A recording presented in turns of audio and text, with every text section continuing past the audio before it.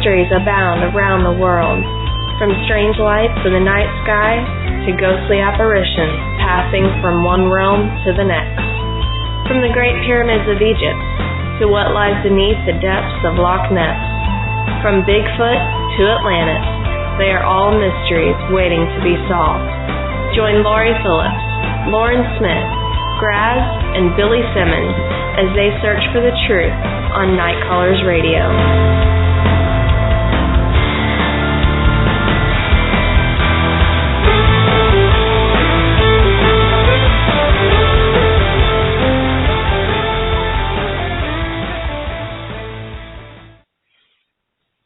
Good evening and welcome to Night Callers Bigfoot Radio. You are here with Graz, Lori, and Lauren tonight. It's December 17th, 2015. Yeah? How are you guys doing tonight? I'm doing all right, old bulbous one. It is. It's good. It's good. It's good. Are you guys ready for the holidays?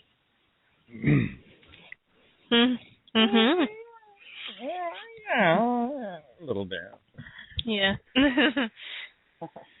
I'm ready for them to hurry up and just get here so we can be done. Yes, yes, I am too. But I'm not quite ready yet, but I'm almost. I've got like everything, but I haven't got the tree yet. It's like, really? You haven't got a tree yet? And I said, no. I get a real one, so I always wait, so it doesn't burn up on me or anything. So, nope. I like my fake one. I'm just really, really excited about the holidays. And I do want to let all of our listeners know before I forget, this is our last show of the year of 2015. Now, we will be back January 7th, but as it is, our show night falls on Christmas Eve next week and the following week on New Year's Eve. And, of course, we're just not going to have a show, and we want to wish everyone out there a very safe and happy holiday. Mm-hmm. And from Night Callers Bigfoot Radio. So just to let y'all know. Okay. And so anything interesting going on? I've got a little story to tell tonight. Well, go for it. We had a raccoon in our yard this evening, and of course we had a spotlight on it. Both of our dogs just walked right by that raccoon sitting there. And I was like, our dogs are just such good dogs. Walked right by that raccoon, but I think the raccoon was sick.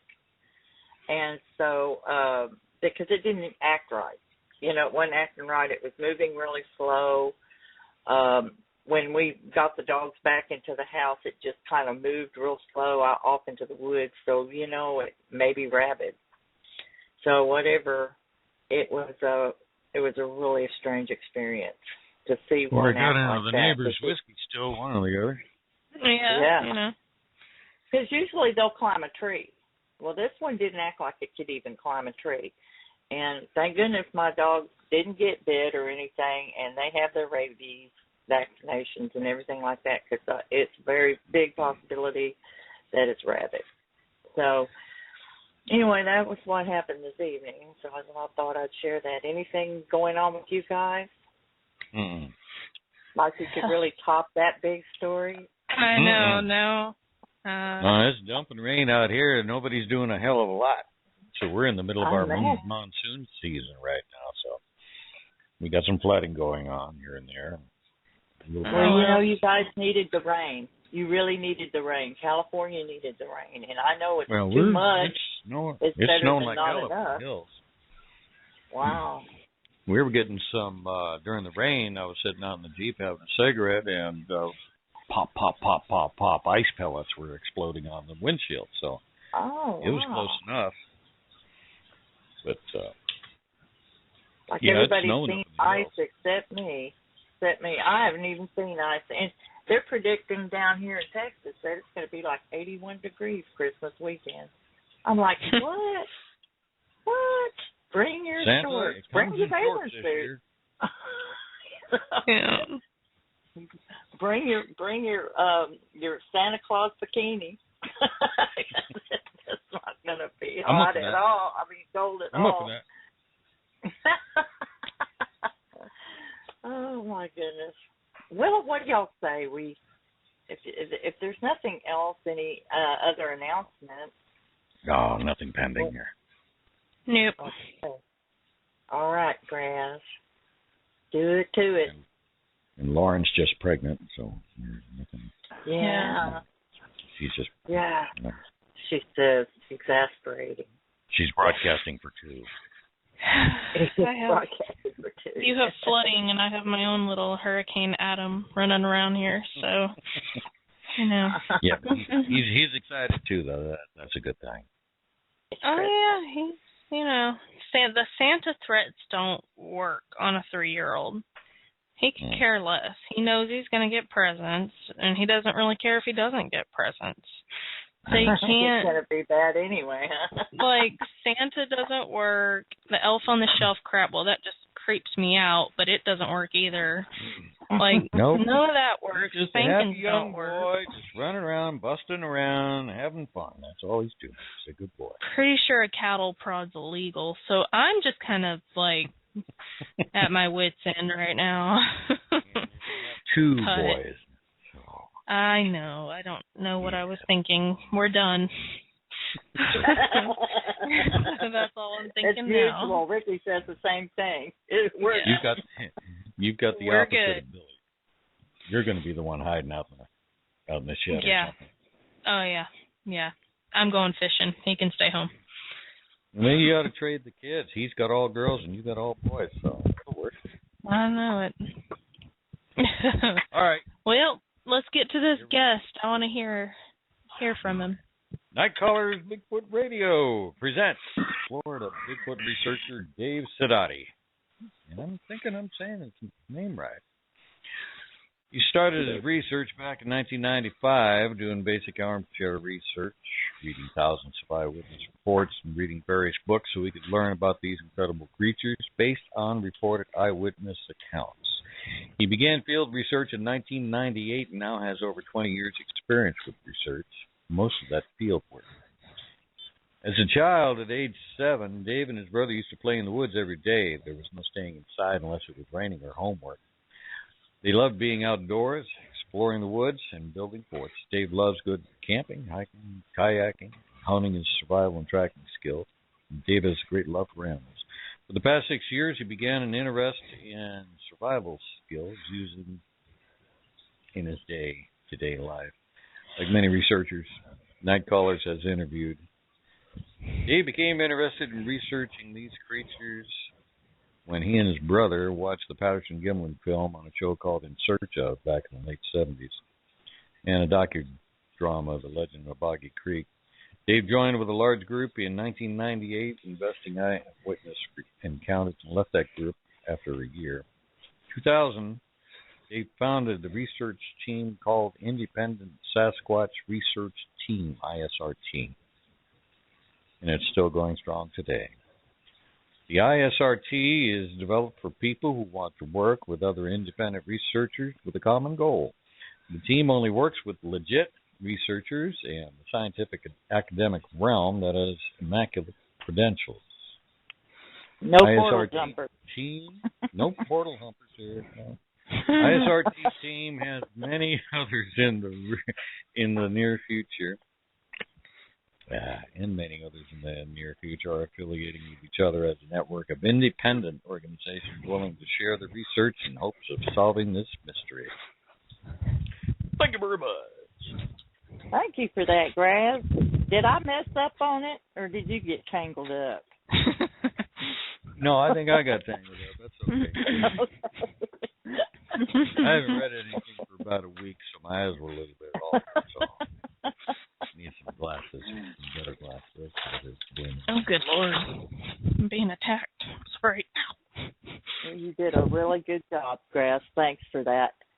Hey, Dave Sidoti, are you with us tonight? Yes, I am. I'm right here. Welcome to Night Callers Bigfoot Radio. We're excited to have you with us tonight. Well, I'm glad to be here. And it is pronounced Sidoti, so some people say Sidoti, yeah. Sidoti. Oh, I'm Here we going go. to hear about what this. Mr. Rand said. Ha ha ha. You can give him a tomato. Tomato. Pecan, pecan. Pecan. Oh, my goodness. Well, we see how you got started, how your interest got started and everything by watching the Patterson-Gimlin film and The Legend of Boggy Creek. You know, a lot of researchers have gotten their start and interest by watching those movies. And, yeah, it's real common. It most certainly is.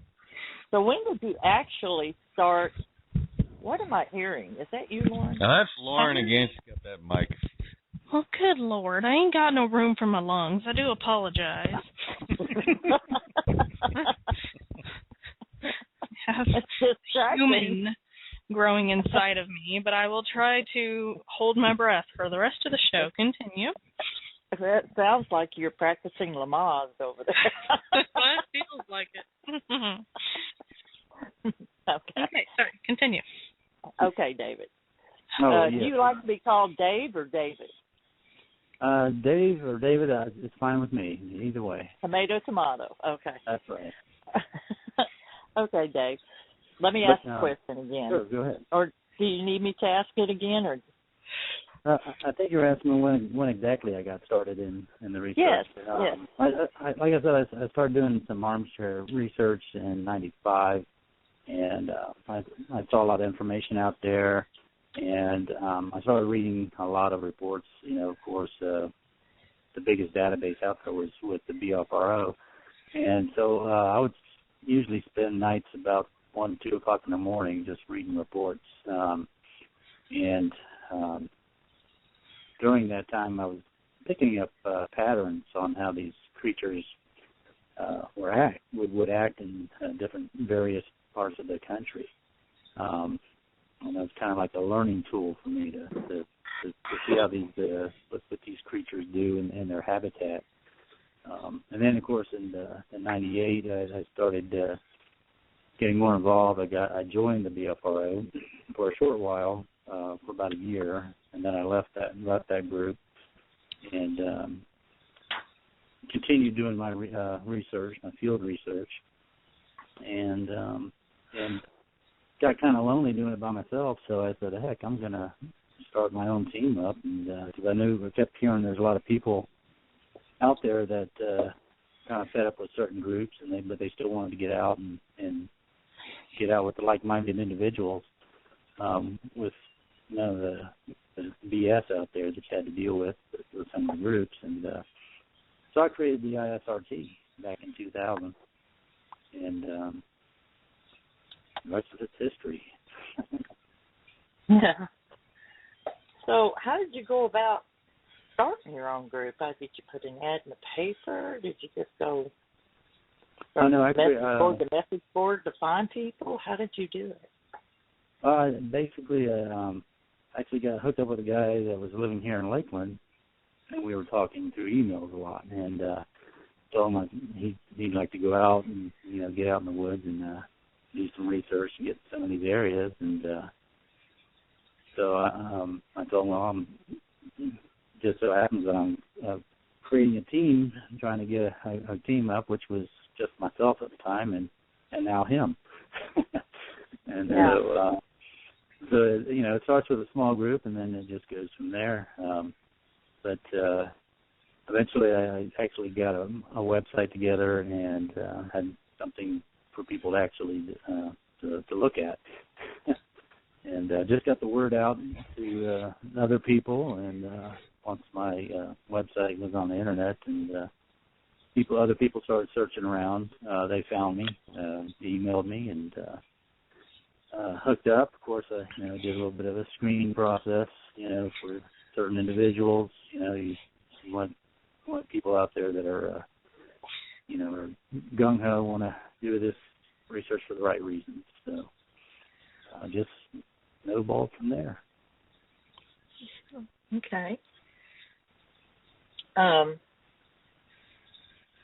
Got your group together, and when you say that you were out researching, did you do day research or night research or both?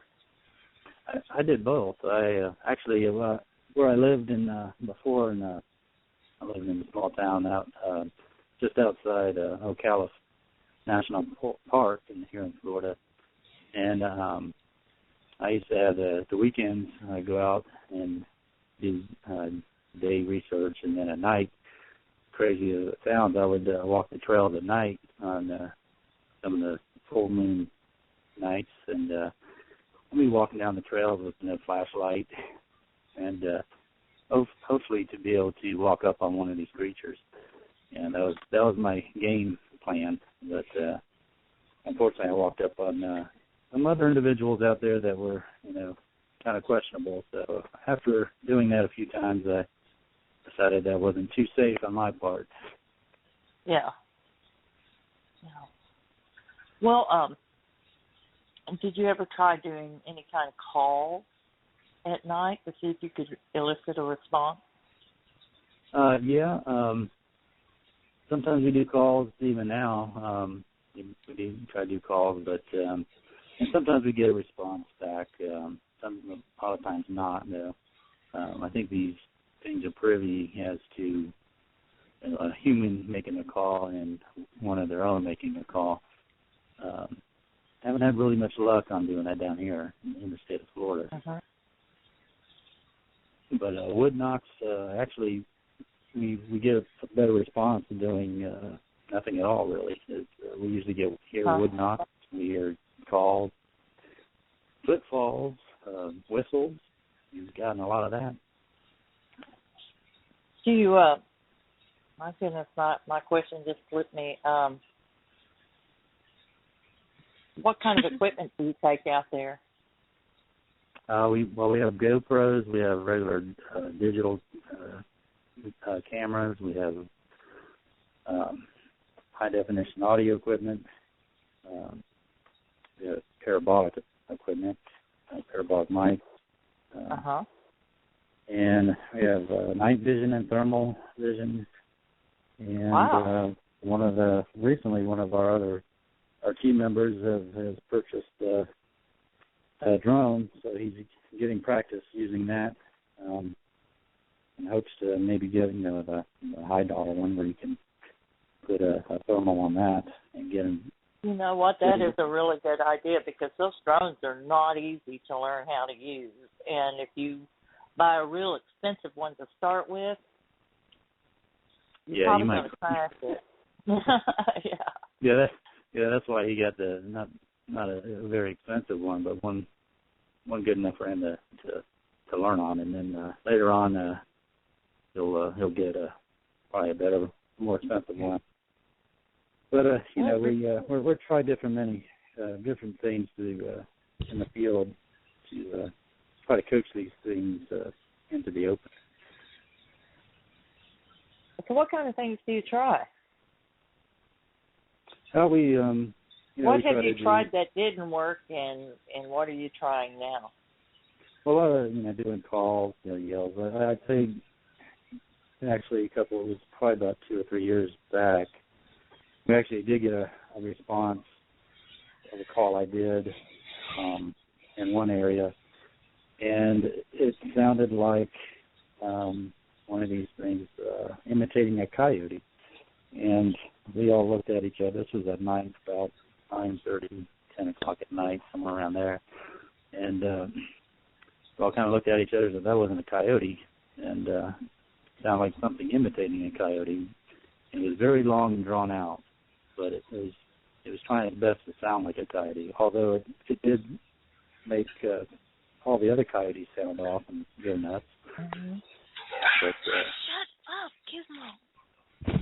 Yeah, Speaking of, and then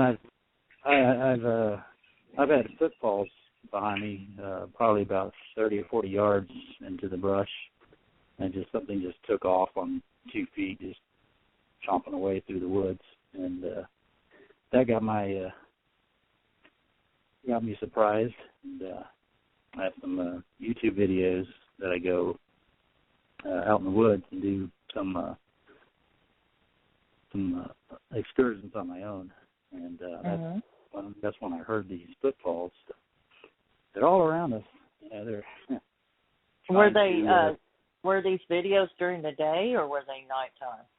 The videos were during the day, and that's when I heard the footfalls. And just so happened to happen by a pond that was spring fed out there, which is a really good water source for them. And when these footfalls happened, it just got me by surprise, and I was like, wow, I wasn't expecting that. And I was looking in the direction of another pond in front of me, and there's a pond behind me. The one behind me is where I heard these heavy footfalls take off. And but whatever it was, it either got out of there fast or just hunkered down, disappeared behind some brush because I couldn't. I went in there and I couldn't see anything. And the brush is so thick, it's hard to make out really good tracks. Now, could you explain the terrain that you've got there in your part of Florida? Yeah, I was going to ask where you guys are researching if I missed it. The terrain varies in the state of Florida. It's, it's mostly palmettos and pine trees, very thick areas with that, oak trees, mixed oaks, black oaks, and so forth. I think we have a variety of four or five different types of oaks in the state of Florida. But it's a lot of areas it's hard to get real good tracks in. Most of the ground cover is either covered with leaves or grass, or it's just the ground is way too hard for tracks. Yes. So a good tracker would probably be able to. I'm more of a intermediate type of tracker. I don't. So the areas they range from different places. Some places in the places we go to, it's a place you walk into and it's like a jungle, and in other places it's just fields full of palmettos and high grass and a lot of it's covered in water, a lot of swampland. What other animals would you encounter in this area? Anywhere from any of the 5 poisonous snakes we have in Florida, and raccoons, possums. You're basically the kind of critters you have that roam the woods, of course. What about black bear? Ocala is full of black bears. Where we're at, where we do some of our research in Green Swamp here, they're just now starting to see a few black bears come in. It's not very heavily populated, though. What about gators? Oh yeah, plenty of those. Okay. That's like that's like having a chihuahua down here in Florida. There's plenty of them. Oh, what about times of year that are the best time that they seem the most active? What, the gators? No, we know the gators have a season between May and between May and November, and then they kind of get quiet. Yeah, they do. But I'm talking about the Sasquatch. From what I understand, from what I've read from Eyewitness reports, it's usually year-round. These things really don't care what the season is. If they want to move around, they're going to move around, and it really doesn't matter what time of year it is. Now, for us, it's brutal during the summer because you've got 98-degree temperatures, and you're having to deal with mosquitoes that are so bad you can hardly breathe without sucking in about 100 of them. Oh, my God. I can imagine. And humidity. And, the humidity is and snakes. Not so much bad about the snakes, but the mosquitoes is what really messes up our research because you can't hear anything. The mosquitoes at night and during the day, you basically really can't hear anything but the buzzing of the mosquitoes. Horrible. So you prefer to go in the fall and winter when it cools off? Yeah. Usually during the fall, of course, down here now it's December and it's still 83 degrees out. I know, it's crazy. But usually during the fall through spring is our best times when we get out. And like I said, these things will move around. Probably more so during that time, but from what I read and see from reports down here, that it really doesn't matter for them. How they survive the mosquitoes, Stephen, I have no idea. How do you think that they survive the mosquitoes? I'm sorry, what was that? How do you think the Sasquatch survive the mosquitoes? Because they're in that area all the time. I don't know. I do believe that they do have probably a thick skin. And I know the Indians used to use mud to cover their skin up to protect them from bugs. So I'm not sure if they are privy to or smart enough to do that, or maybe they are just something that the mosquitoes don't want to come close to. Okay. Have you ever had a sighting, Dave? No, I haven't. The only thing that I've actually come close to is those footfalls I heard, and that happened the first part of this year. The other thing, I've been around where we've been in areas where we heard whistles and wood knocks really close, and we had, of course, called and so forth. But eyeball to eyeball, no, I haven't had one yet. Okay. How about any other members of your team? Have they ever had a sighting? Yes. There's a gentleman named Charles Vault. He was on one of the Destination America shows. Did his story one down here. He was a Boy Scout back in the day, and he's probably, I think he's like 17 or between 17 and 19, I think he was. And he was in Gilchrist, Florida.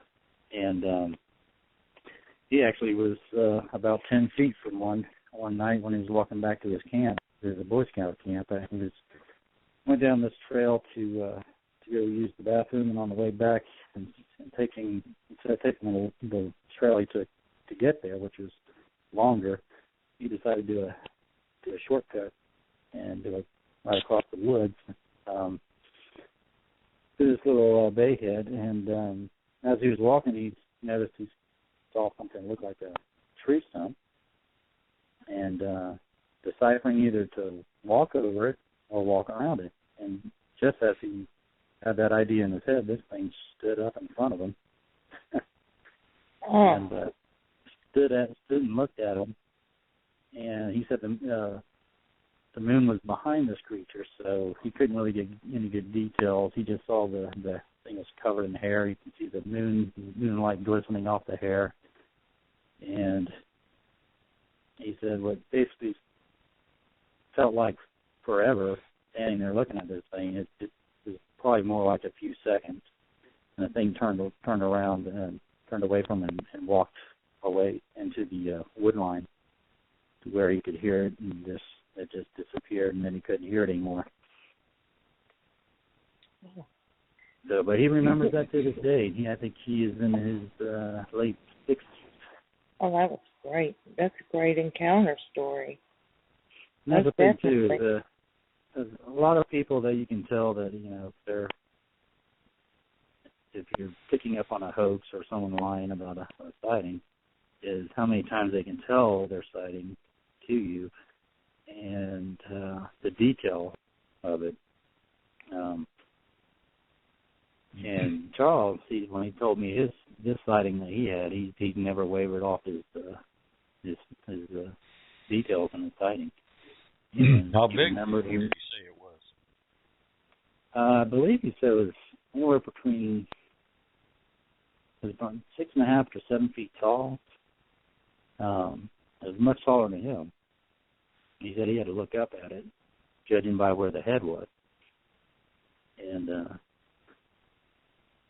but he all you could see that he this figure was a large figure, and he said he knew it was had to be a skunk ape, is what they call them, back in the day, or swamp ape, and covered in hair. And he knew that it wasn't any of the other Boy Scout troops, because they're all small little kids, And he knew he put everybody down for bed that night, and he was the only one out there. And so he knew it wasn't one of the other kids doing that, because they're all scared of the dark at that age. Yes. Is that about average size for the? Oh, I'm sorry. Go ahead, Grass. And not covered with hair either. But did he mention what color the hair might have been, other than being in a halo of the moon? Yeah, I don't know if he could be dark. He knows it was dark, and it wasn't. It was like either dark, black, or brown. He just couldn't make out the color because of the light, the moonlight shining on it. You can tell that the figure had hair, because you can see the arms, the legs, the torso, the head, right? The shadow of it, or the outline of it, and it didn't do anything. It just kind of like sat there, like looking at him, like, "What are you doing here?" And he was thinking the same thing. And he happened to mention if it was like lanky, or if it was built like a football player, or anything else like that.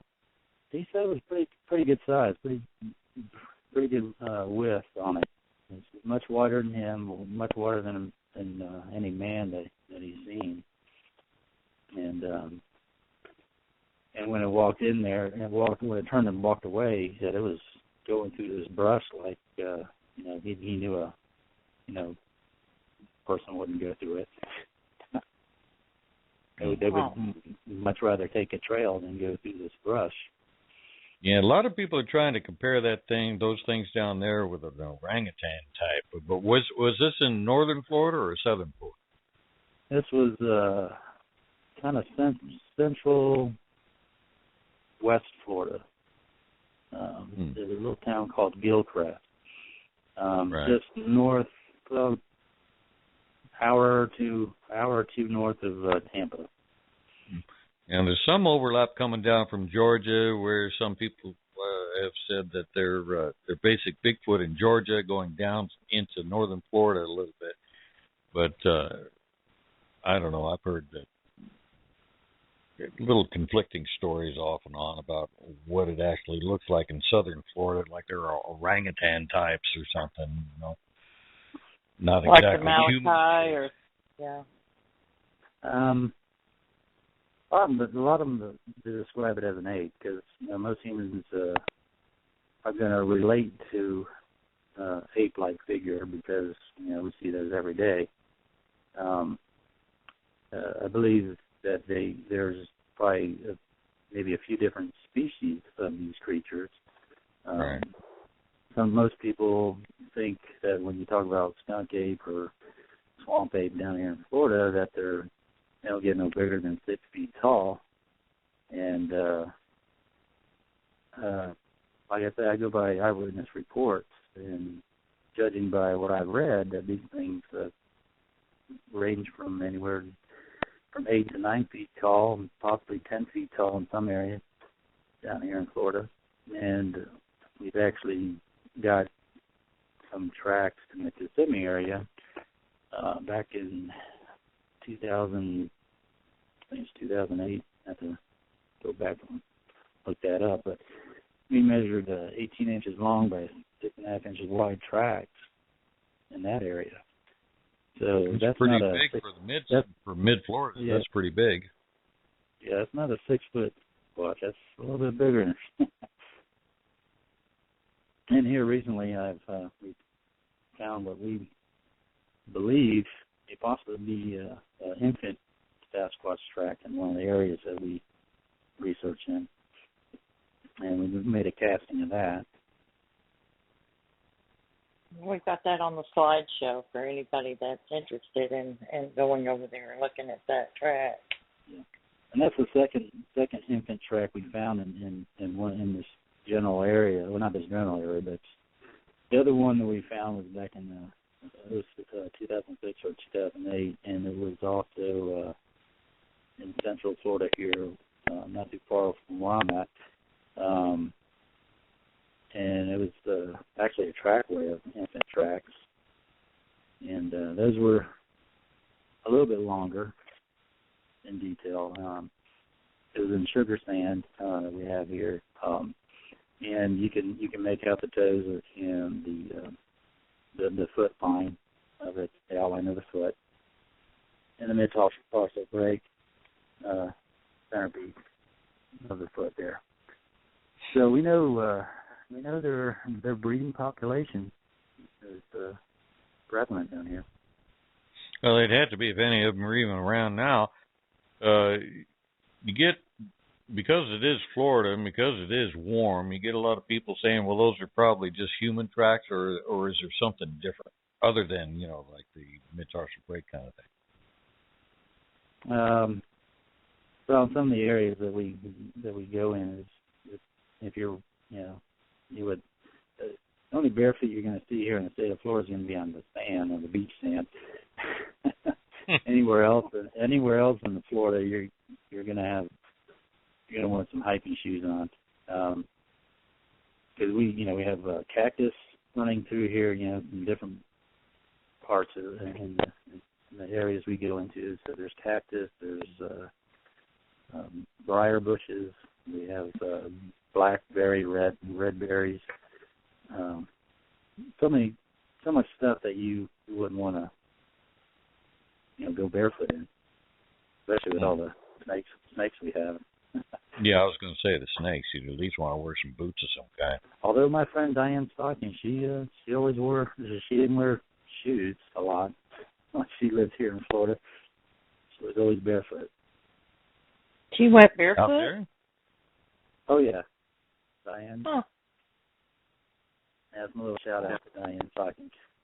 Hi, Diane. Oh, yeah. I met Diane back in '98 when I started going. Both of us were on the BFRO. Doesn't she have a sister? Yeah, Donna. Yes, I think it's Donna that I have met. I haven't met Diane, but I think I've met Donna. Yeah. So. Diane's married now, isn't she, with a different name?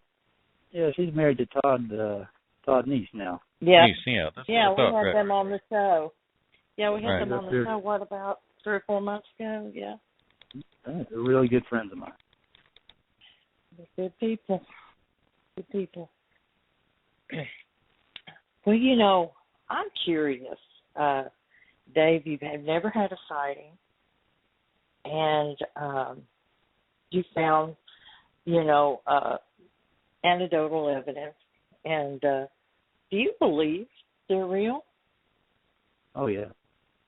Okay, so what makes you believe they're real? I mean, I know for me it took actually seeing one before I actually would believe that they were real. But what is it? What did it take for you to believe they were real? Was it a certain incident? Was it something you found? Well, when I was starting out, I used to have horses. I don't any longer, but I was a previous life. I used to have horses, and I used to ride horses a lot. And when you work around horses, you get to see how these animals move.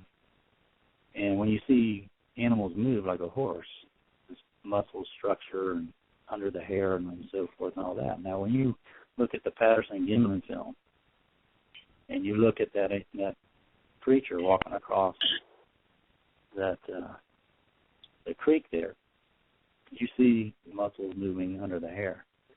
Right. Two and two, you put two and two together, back in '67, that special effects artist, he even said himself that, there's no way, it would take someone very meticulous and take a long time to build a suit that would do something like that. And and back then it was impossible. So you're not buying that? That's a costume then? Oh no, I'm not. No, and not only that, but I've talked to eyewitnesses that have seen these things, and they said, you know, it had a description of what the Patterson film looked like. So, plus seeing the tracks and hearing things we hear out in the woods, and to me, seeing one face to face would be just icing on a cake for me. Yeah. With all the eyewitness reports out there, and reading people's body language when they tell their stories, you know, you can pick up on people on how they tell a story, if they're making something up or if they're telling the truth. And I'm pretty good at judging people's credibility by just watching their body language and listening to them and watching their facial features, and you know, and just going over that part with a fine-tooth comb, and to make my own assessment on if the person's telling me the truth or telling me a lie, or you know, just trying to make up a story to make himself look good. Right. But no, I believe. I hate the word using believe, but I know they're out there. Yes. Well, what happened with me is I believed they were out there, and then I had a sighting, and I realized that I didn't believe before, but I did now. You know, I just thought I believed because of all the evidence and everything, but when I actually had a sighting, it completely changed my world. Oh, yeah. Because I guess there was a part of me that could not possibly believe that something like that was actually really here. And then when I saw it, it was really here. And it's there's UFOs out there, there's ghosts out there, but Bigfoot was kind of like on the far end of anything that I really believed. And to begin with, I thought it was funny that people were believing in Bigfoot, right? I was laughing at them, and I guess I got paid back pretty good, right? So. Now, was that before you got into the Bigfoot stuff? Or? Well, actually, no. I how it started for me was I was living in a Bigfoot hotspot. And I had all these strange things happening, but I assumed it was Indian ghosts or something like that. You know, I never thought that it was. And it was by sheer coincidence, fate, or accident that I ended up talking to some Bigfoot researchers. And they started saying, well, have you ever had this happen and this happen? Have you ever heard wood knocking? Have you ever heard anything wandering around outside your house when it's pitch black dark? You ever heard anything bang on your house? Have you ever heard these particular sounds? And I had every one of them. And then they played a recording, and I had heard that howl, that alpha male howl.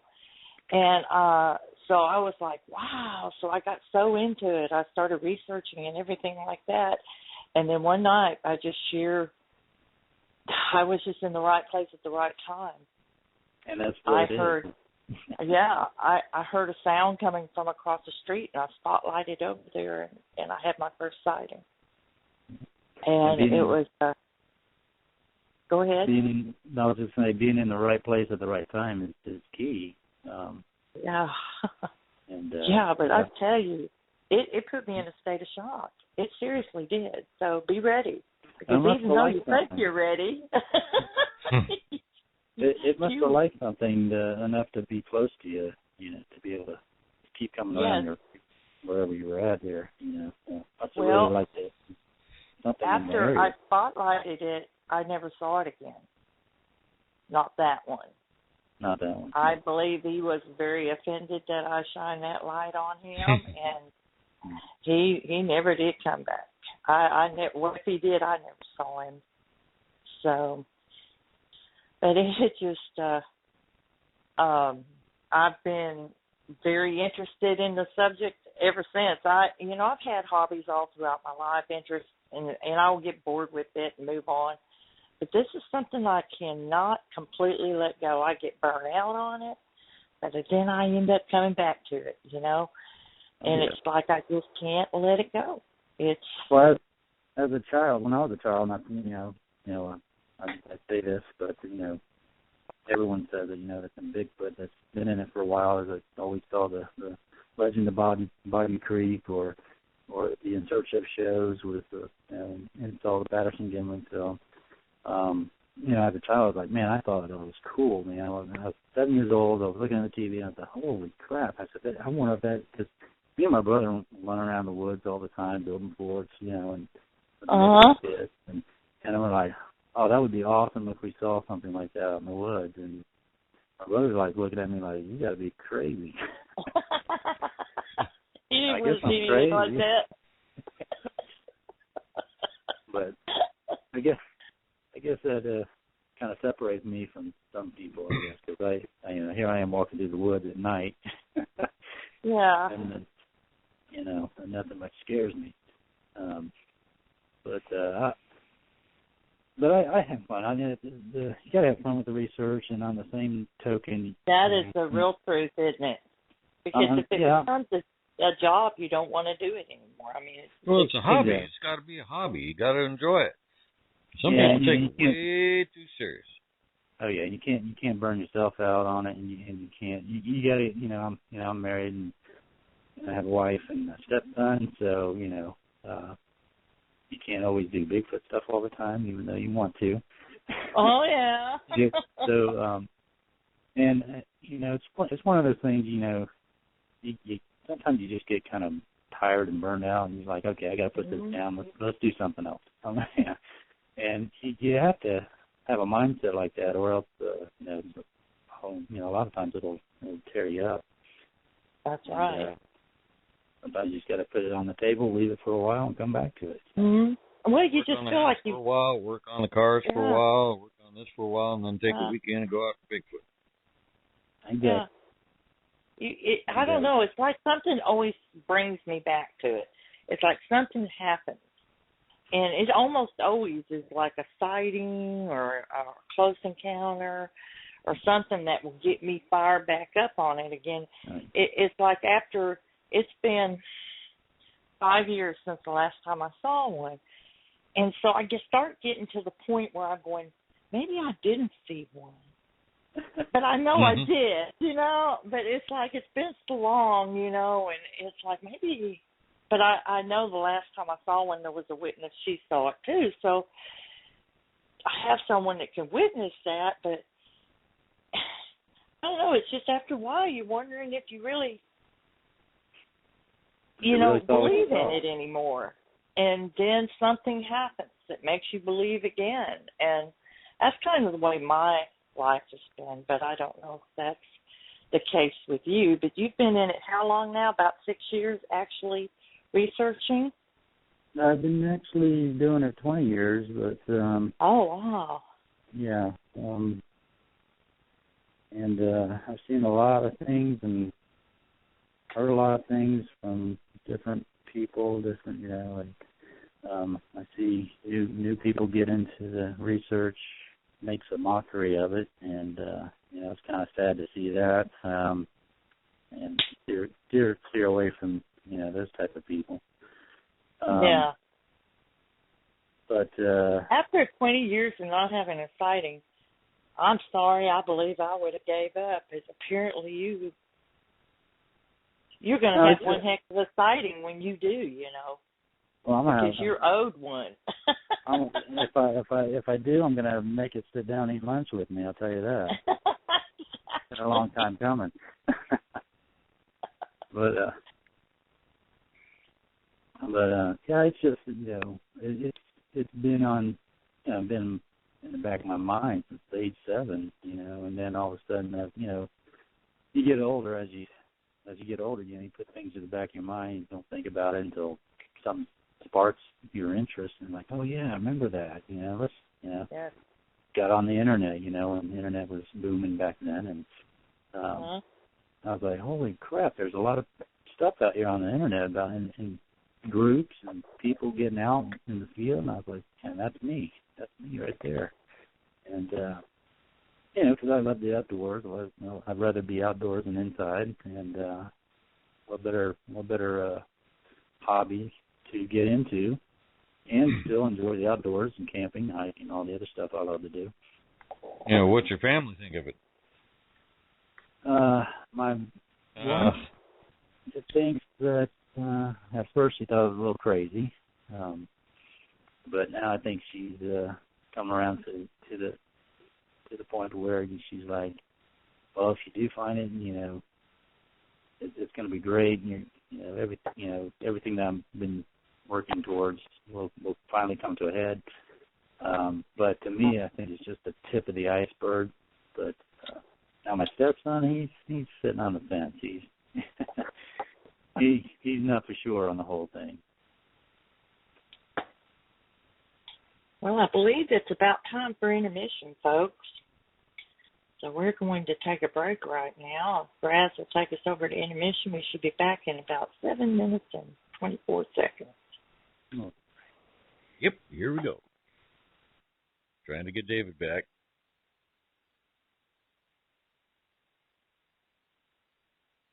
Little blank air. Hello. David, you there?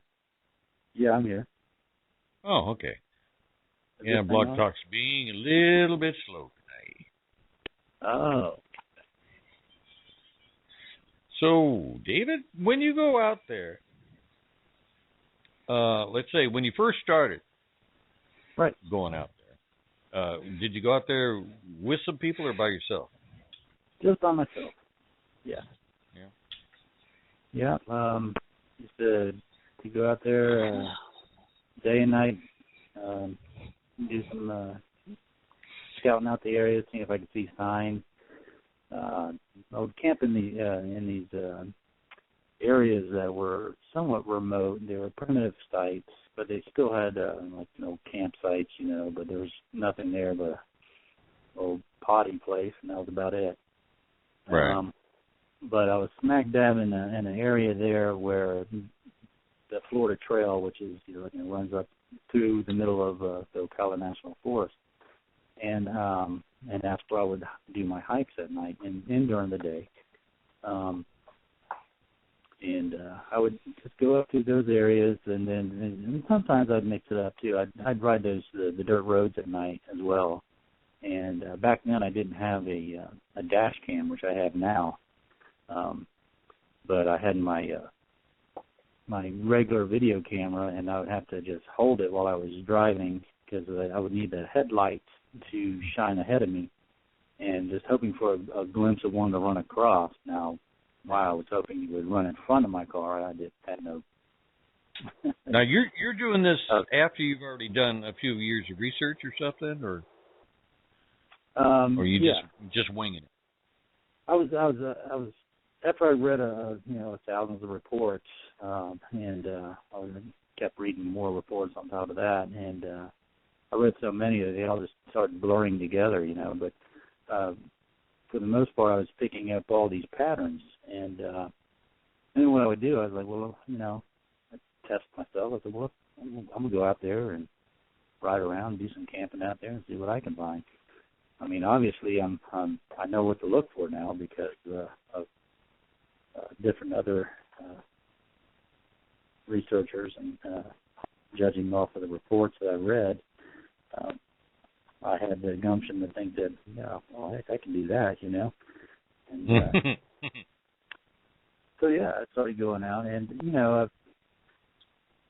as you progress in this research, you start learning things, learning things of, okay, now I was doing it the hard way, let's do it the easy way now. So, so you would pick up on stuff like that.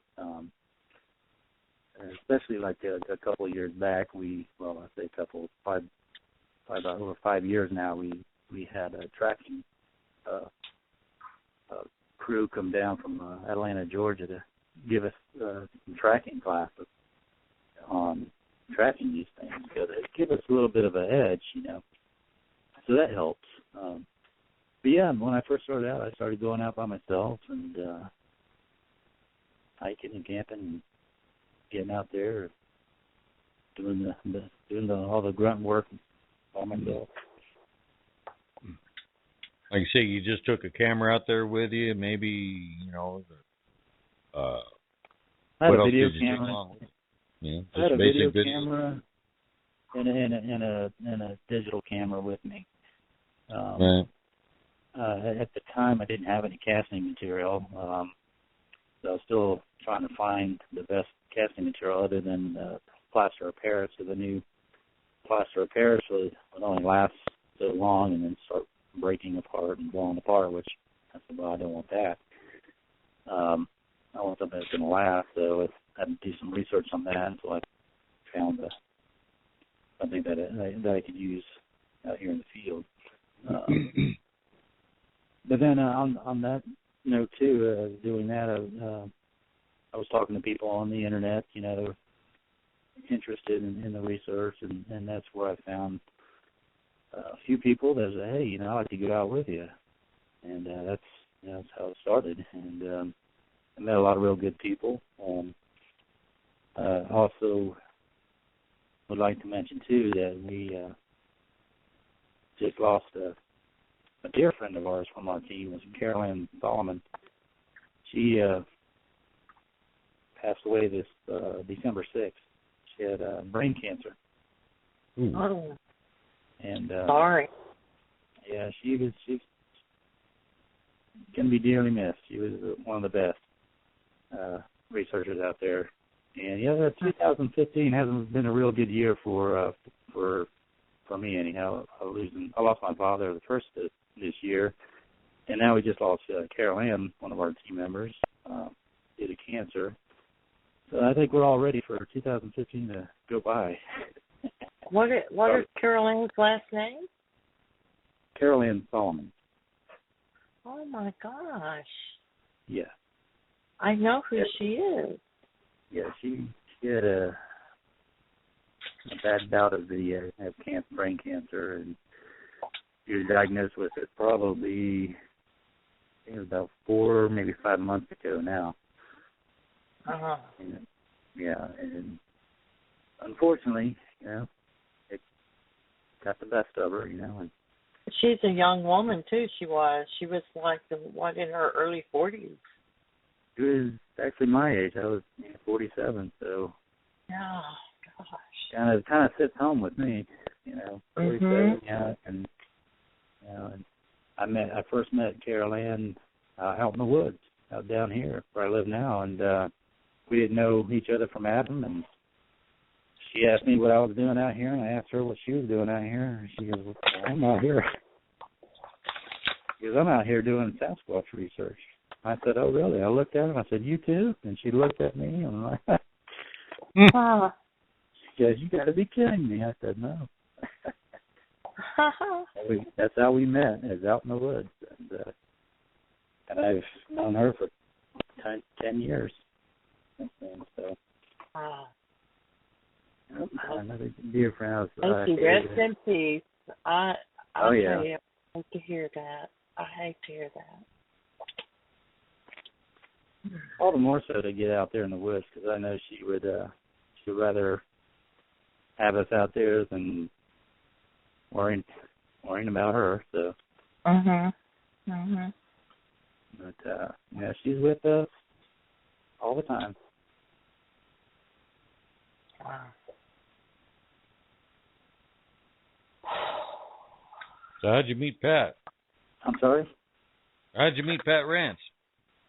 Pat Rance, how did I meet Pat? I think I met him out in the woods as well. I've everybody out in the woods. Anybody in the woods. I've never seen anybody in the woods, but you've met everybody out there. Well, you meet all good people out there. There you go. Well, I think I had met. I can't remember if it was Willie first or Pat, but them two were both good friends, and they both worked. They were on the BFRO as well, and they left. So I was getting all some of the BFRO people that were leaving that group, and they still wanted to get out in the field, and Also, I said, heck, come on, join us. I said, we're still pursuing it, and there's no BS you have to put up with, and any evidence that you find is yours. I'm not going to hang on to it. That's one of the, I guess, what's called selling points of our research is that, and I'm not going to take ownership of what you find. It's yours. You work hard for it, and you're entitled to it.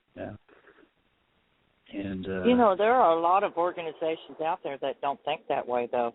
If you're a member of that organization, it automatically becomes that organization's property. One I'm thinking of right now, yep. We got plenty of room on our team, and they're all set up with that.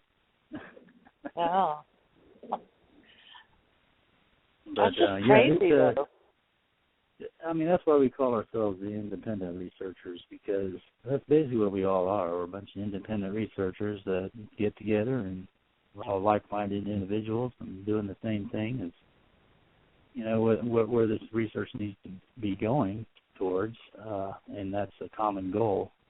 And we've taken on that responsibility of, as researchers, it's, our responsibility to reach a common goal, to get to that common goal of getting this evidence and putting it together and getting a lot of evidence and presenting it to the scientific academic field. If they want to help us out, that's great. And if not, well, step aside, let us through. Yeah. Yeah. Do you have people from other states that work with you? We have some people in Tennessee, some people in Georgia. Most of them are here in Florida. But we have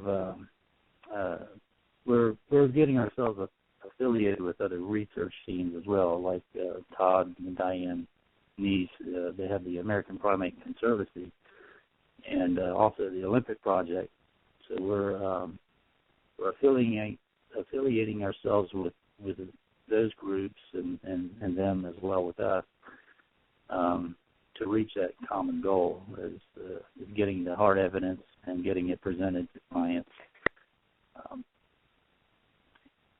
Because over the past 20 years that I've seen, I've seen a lot of backbiting from different groups, different people, and to me, that you're taking several steps backwards in this research, and to me, it shows that you're not really serious in the matter of reaching a common goal, and that's the reason why you got into the research in the first place is to figure out what these creatures are, why are they here, what do they mean to us, and how do they contribute their self to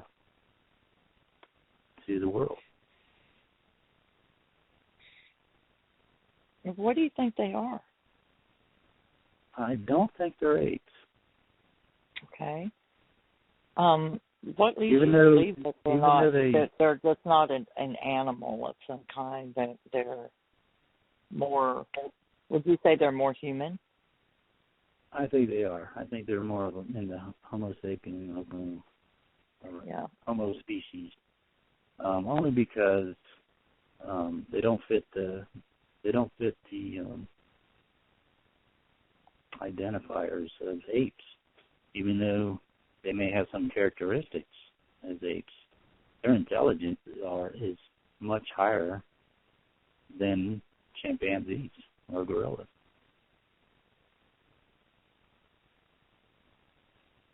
I tell this story all the time about when I first got in this research. I was talking to people, and I spoke to, I can't remember her name or where this happened at, but what stuck out in my mind is this thing had intelligence. And she was telling me a story. She was half Indian, and she heard stories from her grandparents' side about these creatures. And she was telling me one day while she was walking in the woods, she heard these hunting dogs chasing something through the woods. And as she was listening to the hunting dogs coming closer and closer to her, she was able to get a good visual of this thing running on 2 feet, covered in hair. And this thing had was running from these dogs, and this creature had did a couple of circles around this tree, and then it jumped up into the tree and climbed up in it. And these hunting dogs came by, and they found the tree, and they found the scent, and they started doing circles around this tree, trying to pick up that scent. And that scent was just kept going in circles. So after eventually the dogs got bored, and they left and took off. Well, this woman sat there, and she waited to see what this thing was going to do, because she knew it was up in the tree and never came down yet. So she sat there and watched it. And after the dogs left, she can hear dogs in the foreground. They're gone by now. And she said this thing had jumped down out of the tree and ran under a culvert pipe under the main road that went into this large forested area. Apparently that's where it, was living at, and maybe that's probably where his parents were or whatever. But that told me that showed me how intelligent these things are, that if they can outsmart hunting dogs by doing that trick, there is some intelligence to these things. Well, our listeners would love to. Go ahead. I'm sorry? I was going to tell you, our listeners love stories, so if you've got some more, we'd love to hear them. Well, the whistling, there's some, and this was, again, back when our friend Caroline was still with us. So this was a few years back, and we were in an area camping, and unfortunately, that weekend we were camping there. We weren't supposed to be there. There was a hog hunt going on, and the game warden told us, okay, because we had a large group that weekend. We probably had about 15 of us out there. And the game warden says, okay, well, you guys can either leave this area, go to another area, or stay here. And if you stay here, you have to stay in the camp area. Don't go wandering around outside the camp area during the day, because there's a hog hunt going on. So we just, stayed in the camp area like we did, and when nighttime came, we all decided, okay, well, we're going to go out in the woods and check some areas out, and we had some areas of interest that we're going to go into, and we could hike to from where we're at. And then about 11:30, almost 12 o'clock, I think it was, Carolyn and her husband, or her boyfriend Charles, usually leave about midnight, and they head back home. Well, we're all back around the campfire, just jibber-jabbing around the campfire after we got out of the woods from hiking around, checking some areas out, and she had left, they had left, and they were going to go home, and about 15, 20 minutes later, we see their vehicle come back into the campsite again. I was like, we're looking at her like, well, we thought you guys left. She goes, oh, my God. She goes, I have to tell you, I was up there. I had to use the bathroom so bad before we had to leave. She was in a little porta-john. And as she was coming out, these two hunters asked her if our group was out in the woods during the day. And she goes, no, why? We were supposed to, we stayed in the campsite because you guys were out there hunting. And he goes, we had some freaky stuff going on out there, me and my buddy. And, of course, Caroline said, well, tell me what was going on, because, that's what we're here for, out here and looking for, weird stuff like that. So he decided to tell her what happened. So him and his buddy were looking for an area to go hog hunting down one of these trails out there. And one of his buddy that was with him, he had some stomach cramps going on. He was in the process of, I guess, getting some kind of flu bug or something. And he wasn't feeling all that well in the morning. So he would have to stop a few times and rest while these guys were going down these trails trying to look for a good place to hog hunt. Well, every time they got to this one spot where they were walking and they could hear something shadowing them in the forest. They would walk a few steps, and when they stopped, they would stop. And they kind of looked at each other and like, well, that's strange. So they kept on going, and this thing would follow, shadow them in the wood line. And they couldn't see what it was. They could hear it. There was heavy footfalls stomping through there. And then they heard a whistle. And they said, well, that's even odder. Somebody's whistling. So one of the hunters, got brave and yelled at them and said, hey, we're hunting out here. Trying to get their attention. He said, hey, you thought it was another hunter out there playing games with them or something. And they got no answer. So they said, well, let's keep going. So they kept on going down the trail. And this thing kept following them, shadowing. And then it stopped when they stopped, and then it whistled again. And then this time another whistle came from another direction, where they had to turn and look the opposite direction where this one whistle came from. So there was a couple of them out there, and they're communicating back and forth to each other. Well, at this point, I think these two guys thought they were being stalked by these whatever they were, because they couldn't see what they were. And he yelled again and said, hey, we got guns, and we're out here hunting. And he said, you guys need to come out and quit playing games. And again, no answer. Crazy. This is freaking me out. We're leaving out of here. And they left that area and went to a different area to go hog hunt the rest of the day. So Caroline, she comes back to the campsite. She tells us that story.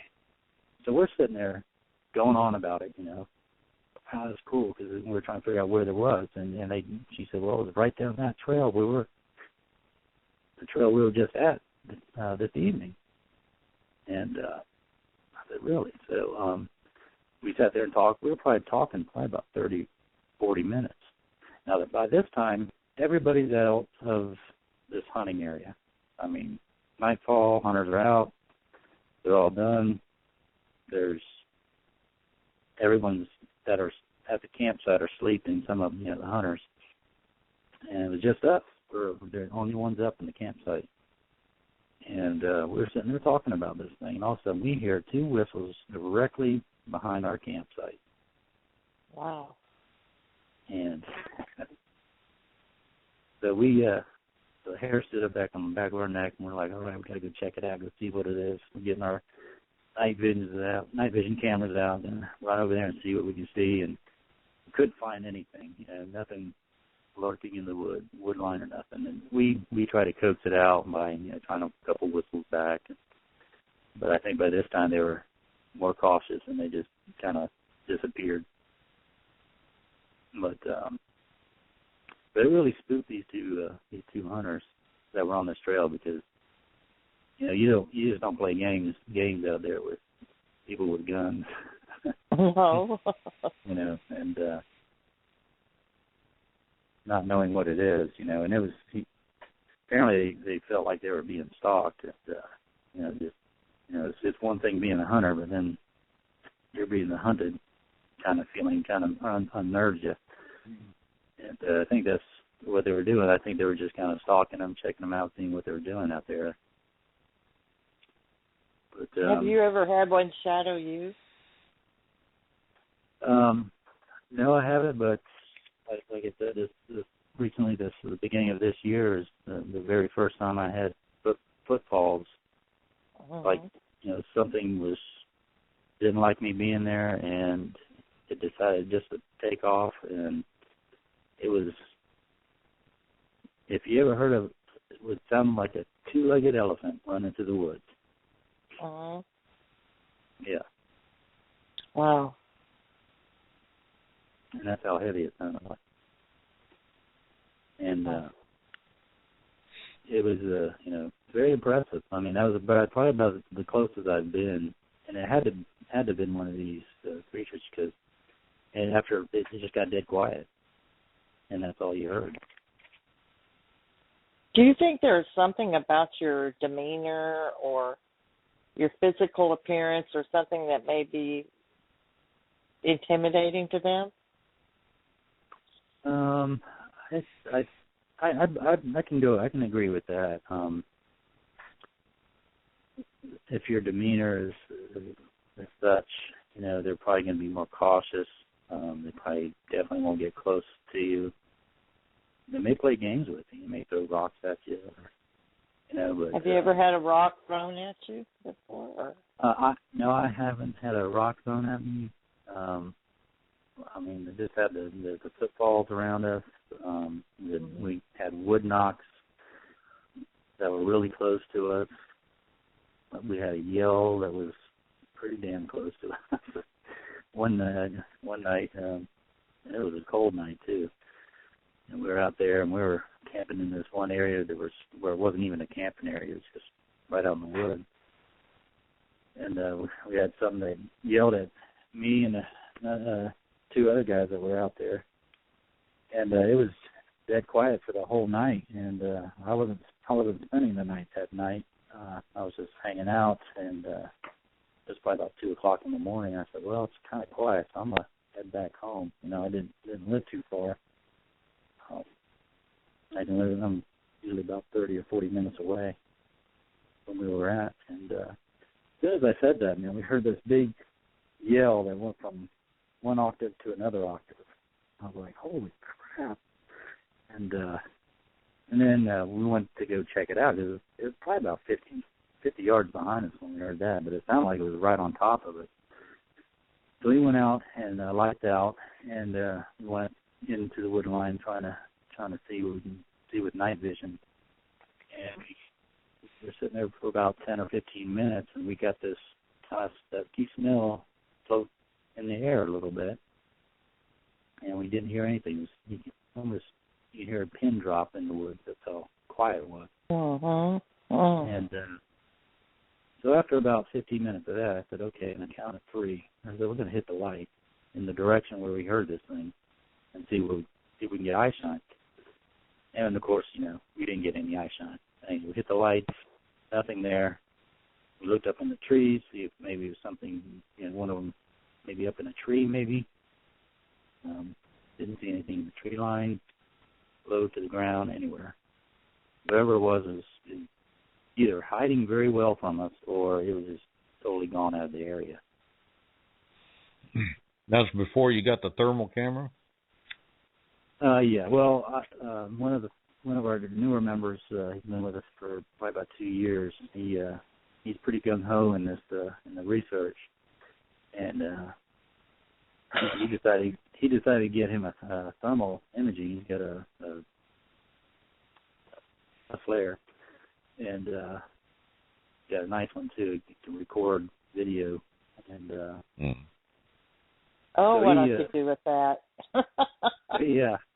So that's a nice little arsenal in our mix here for that, and along with other equipment we use, the audio. Now the only problem with thermal, we discovered this a little while ago. Billy has one of mine down there with him.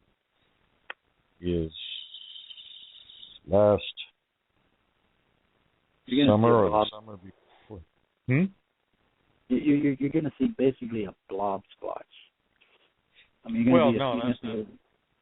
That's not what I was going to say is that he took it up there to the Arkansas woods, and it was in the 90s. Okay.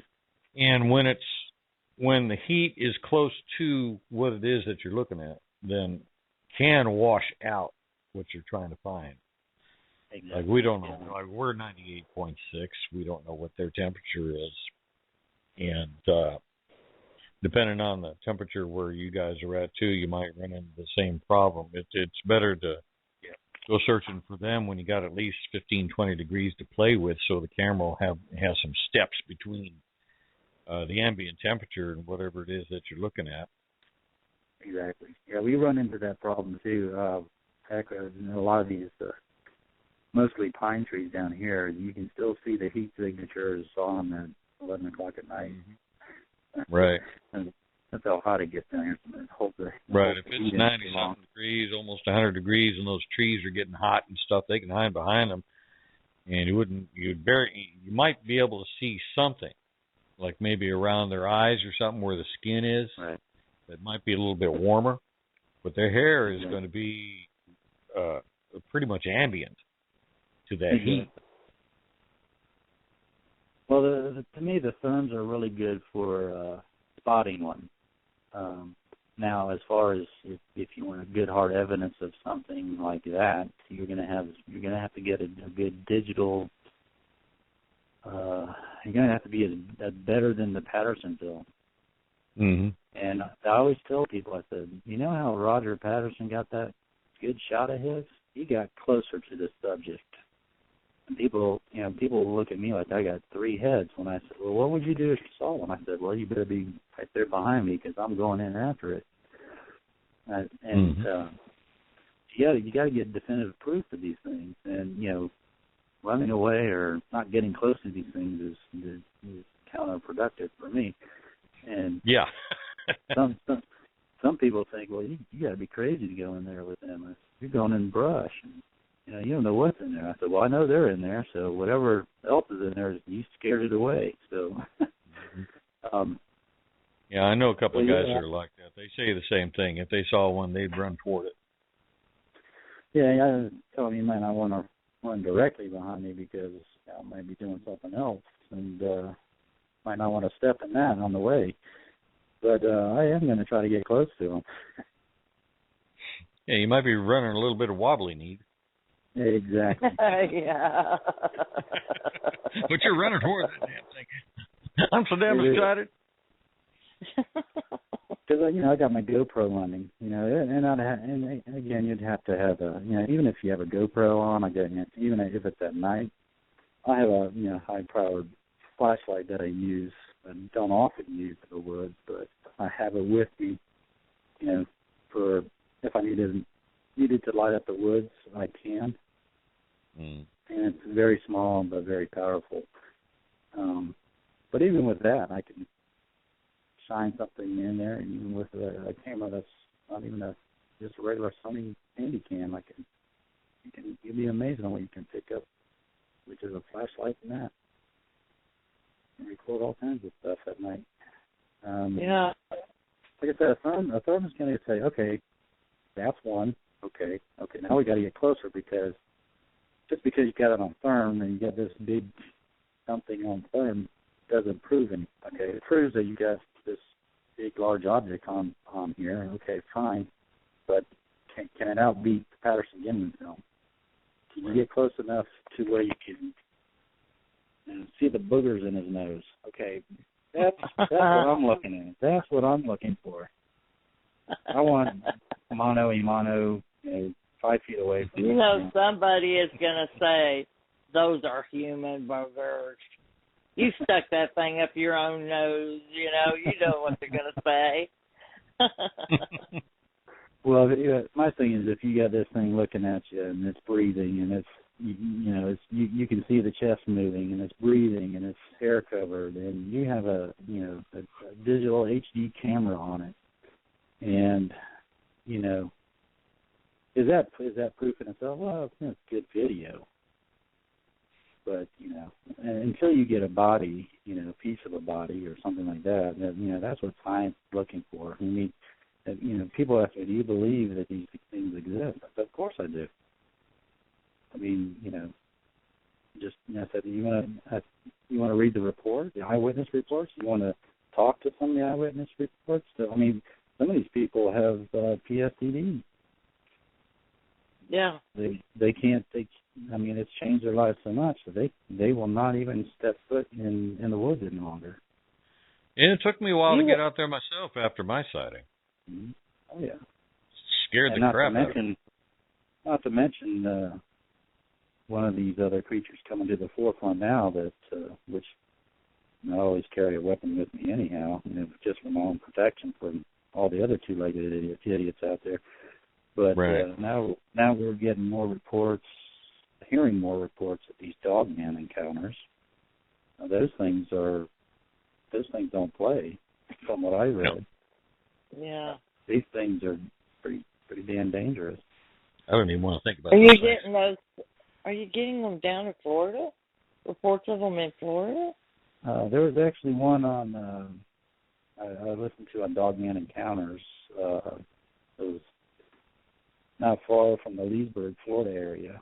This gentleman was on the show, and he was saying that's what he witnessed. He said this thing looked like a werewolf. Had a snout, everything, but he said it looked as big as a Sasquatch. I would have to hang it up if I saw something like that. I actually did see something similar to that, but it's kind of one of those things I don't want to say I saw it. You know, I don't know what it was I saw. It didn't make any sense what I saw. So, but it didn't look like a werewolf either, so I don't know what it was. Well, Bigfoot don't make a hell of a lot of sense either, but well, that's true. We've seen them. Yeah. Exactly. That's true. I mean, there's a lot of strange things out there that we don't know about, and but if I ever ran across one of those, I'm going to be more cautious than I would be probably with a Sasquatch. So have you been researching the same area for 20 years? In the Florida area, yeah, I have. Yeah. Been in different parts of Florida, Everglades area, northern Florida. Haven't been into the Panhandle yet, but there's been a lot of action up there. Mm-hmm. Anywhere these things are going to be, there are creeks and rivers, fresh water. That's where they're going to be at. And it doesn't. You'll be surprised on how much little land that they need to live in. We have reports of these hunters seeing them during hunting season, seeing them in their deer stands, and as they're hunting.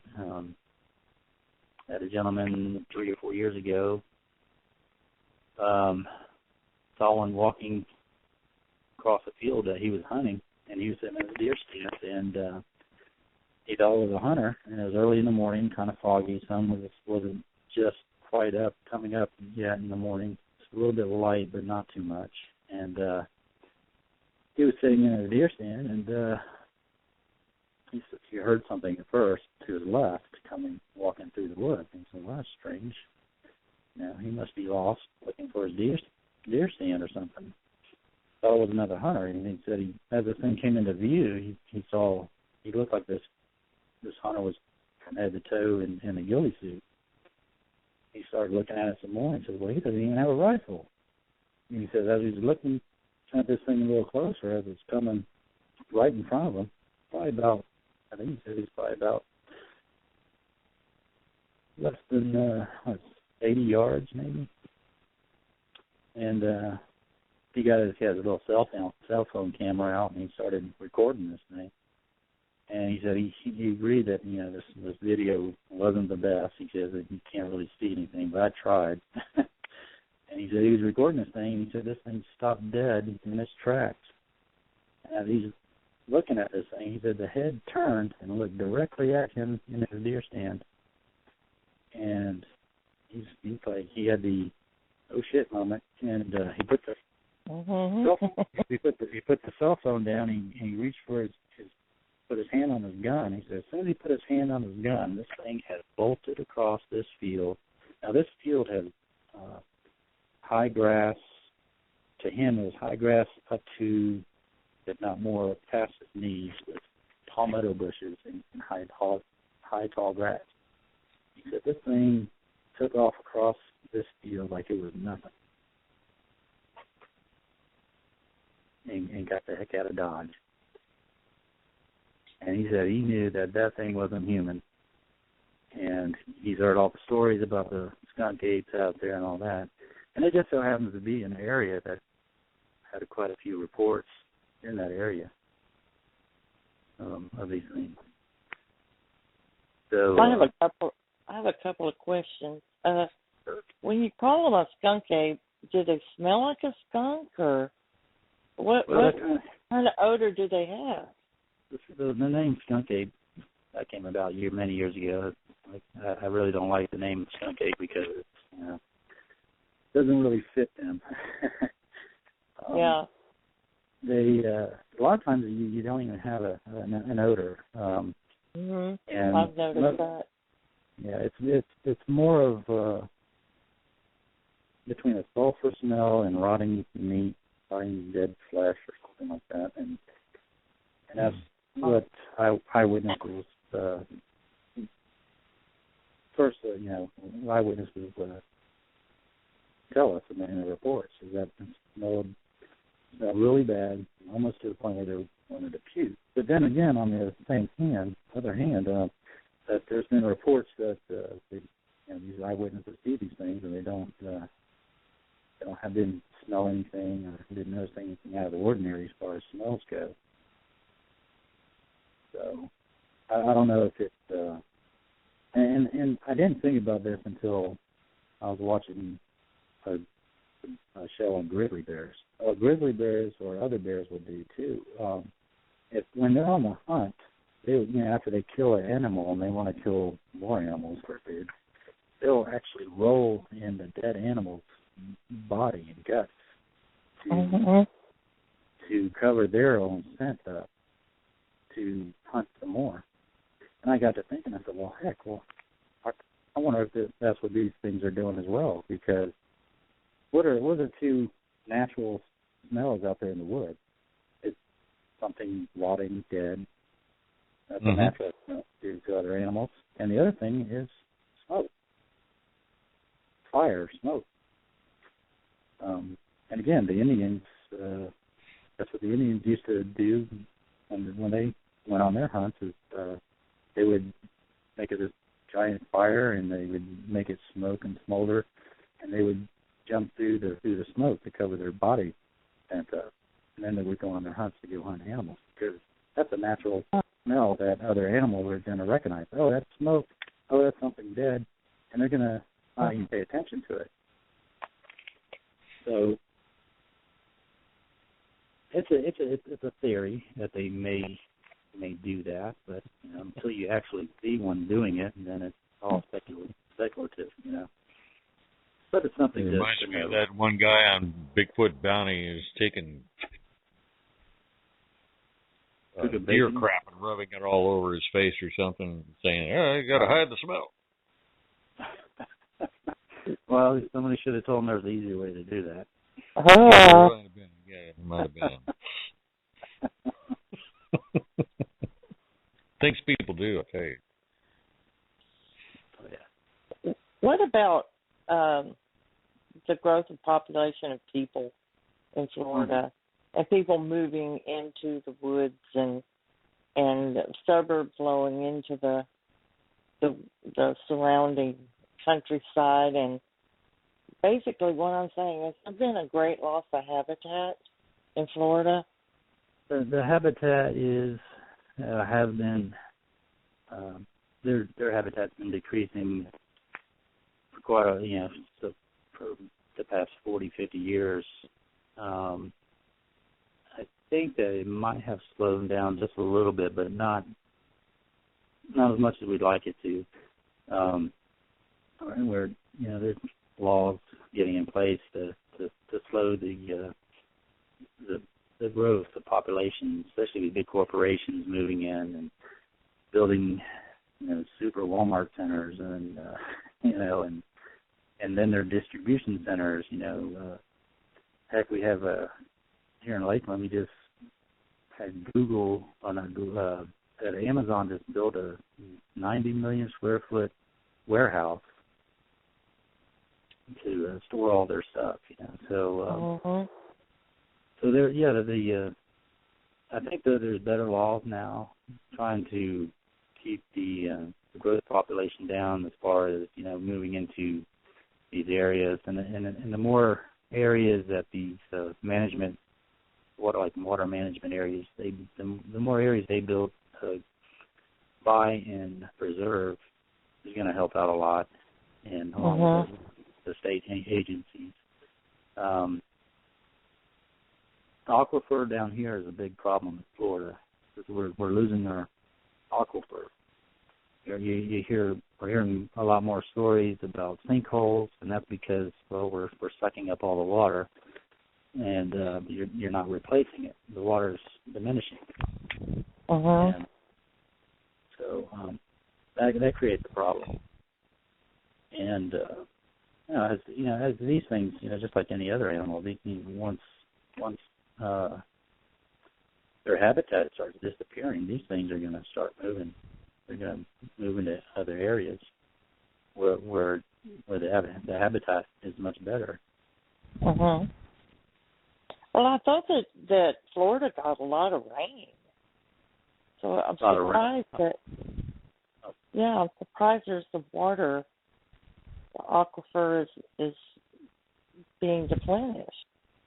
By the population of the people, or? Well, they're pumping the water out of ground to suffice the growth of people moving into Florida. So they're pumping it out of the ground and they're storing it, and then they're pushing it out towards to these subdivisions and these other areas. And with over time that takes a toll on the aquifer under the ground, and it makes more problems right down the road.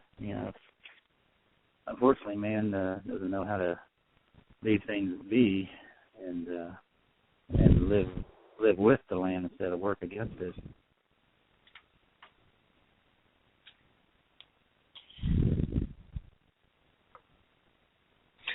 And it's just too many people. They got the same problem in a lot of places, but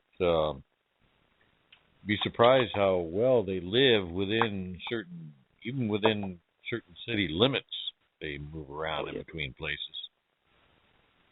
They seem to do okay.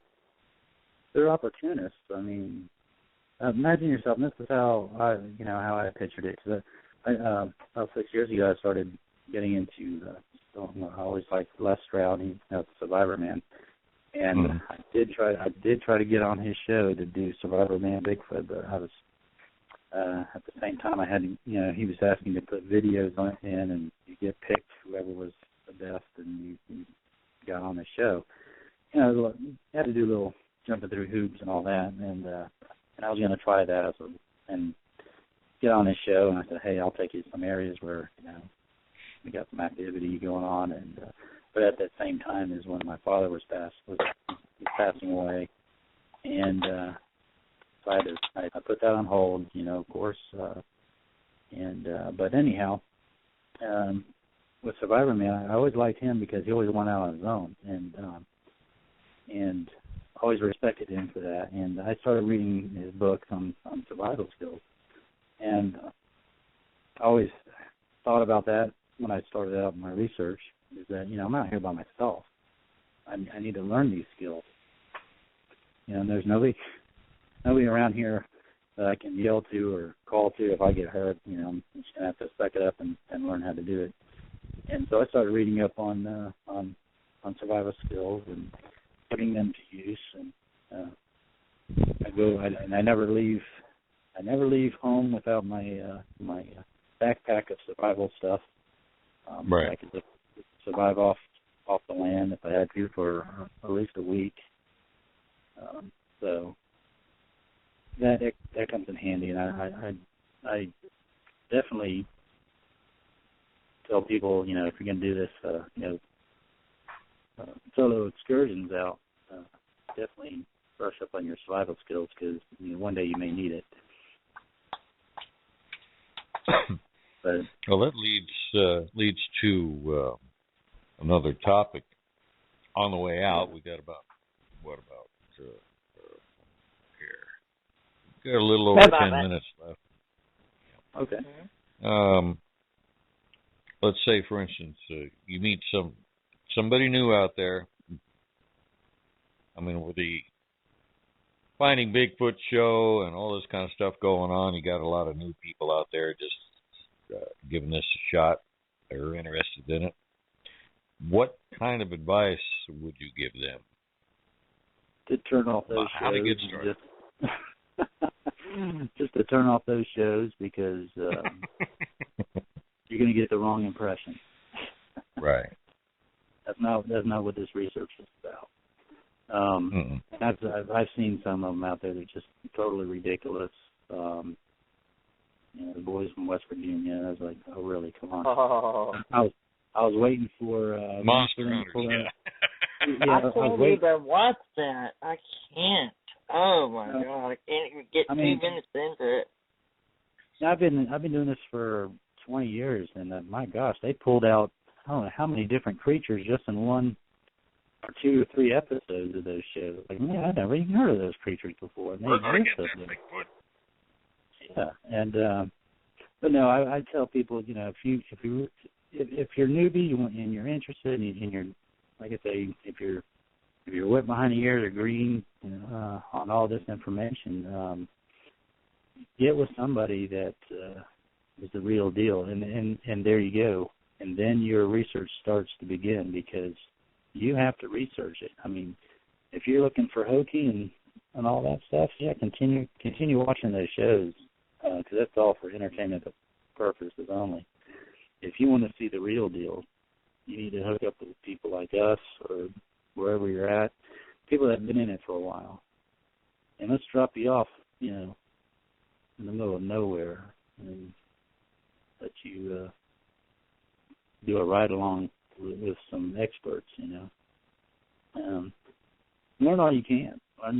Like I tell people, they ask me a lot, well, how'd you get involved? I said, well, I read Eyewitness reports. They say, well, what did you learn from that? I said, everything. You can learn a lot about these creatures just by reading reports, not just 1 or 2. Like I said, I've literally read like thousands of reports in different parts of the United States, in British Columbia, and other parts of the world. And I said, once you start doing that, you'll start picking up the patterns of these things, and you'll start understanding them better. You almost, I wouldn't say almost get in their head, but you get the sense of you know a little bit more than what you do now, which is we basically don't know a whole lot, but we know the habitats they live in. They know what they eat. You know what sounds they make. Now you know basic information of what to look for, and then you can get more involved with it as you go. It's all a learning experience. I mean, that's why we brought in some expert trackers. Come in and teach us tracking. When they first started, they were known for tracking search and rescue folks, people that were lost and so forth, and with their military background, they had to use that. And now past 10 years or so, they got into tracking Sasquatches, and that's the Enigma Research Group, and by I've heard that. Mm-hmm. Very, very good guys. They know their stuff about tracking, and I know we don't have a lot of time, but we have a caller. Sure. It's been on the line for 15 minutes. I haven't been by the. Let's bring him on real quick, or her. Caller 727. Do you have a question for our guest?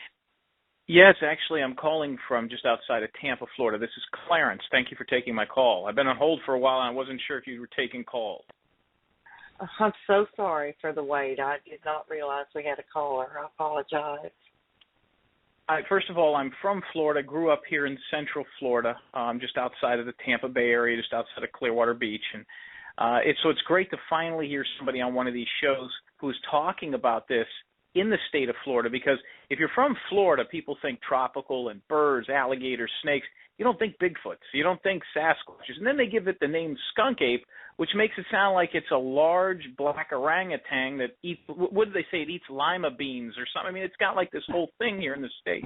We're just not taken seriously, you know what I mean? But I did have an encounter that I wanted to run past you and see what you guys thought, because this might be the one place people might actually hear you out. Okay. Sure. And wasn't that true? Isn't there some sort of thing that they eat lima beans? Isn't that somewhere where the name skunk ape comes? There were some people that. Do you know the correlation between the lima beans and the skunk ape? I grew up in Florida, and I've never seen any lima beans growing anywhere. What was the lima bean thing about? That was derived from that was derived from David Shealy that lives in the Ochopee, Florida area. He's a gentleman that has the Skunk Ape headquarters down in Ochopee, and he said that he was feeding these things lima beans. He also said that he believes that the skunky smell comes from them sleeping in alligator nests under the water, which would cause that smell. But okay, well that's fine. But a lot of times, these things are above ground, not underwater. But that's where it came from. The lima bean thing was just a baiting tactic that David Shealy used, and poor David, he's been doing that for so many years to get attention, and so far it's worked.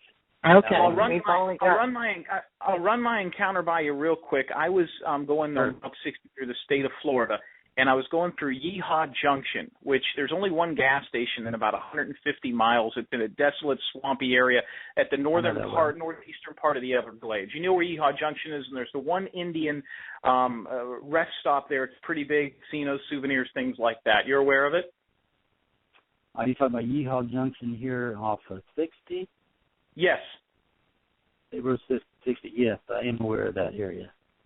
So we were going through there. It was my sister and I, and we were driving through there, and there is that one giant rest area that everybody seems to stop that backs up to a big swamp. And it was getting later in the evening, and we absolutely had to get gas and stop there before we went to West Palm. And I was coming out of the bathroom, getting ready to come out, probably at around 7:30, 8 o'clock at night.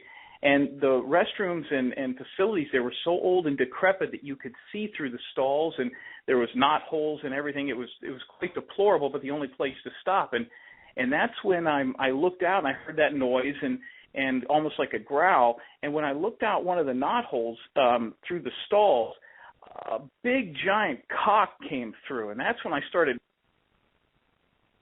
How come we knew that was going to happen?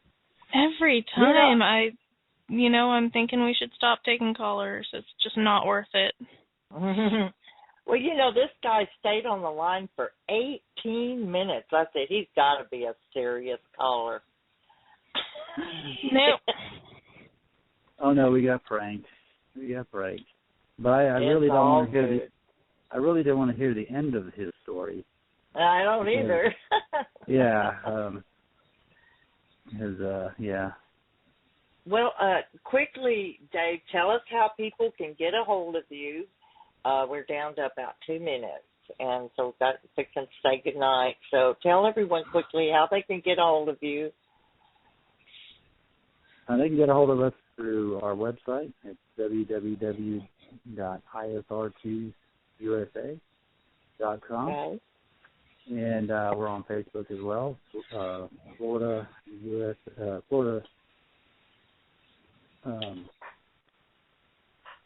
ISRT. You can find us on that, and we can email us, hook up with us on Facebook. We'd be glad to talk to anybody there. Okay. And hopefully we'll get some good reports from people. And around the area, other than this gentleman that was on the line. I don't think that's a real report. Hey, Dave, we thank you so much for coming on. We really enjoyed your interviews, and we'd like to have you back sometime. Keep in touch and let us know how it goes with you and everything. And we want to tell every one of our listeners out there, we're really sorry about this every other Thursday thing, but we'll be back to our regular programming after the first of the year. We want to wish you all a very happy and Merry Christmas and a Happy New Year. Yes, indeed. Yeah. thank you guys for having me on the show. I really appreciate it, and I'm happy to close out the year with your last show here. Yes. Okay, everyone, say good night and happy holidays. And Graz, roll that outro. Good night, everybody. Good night.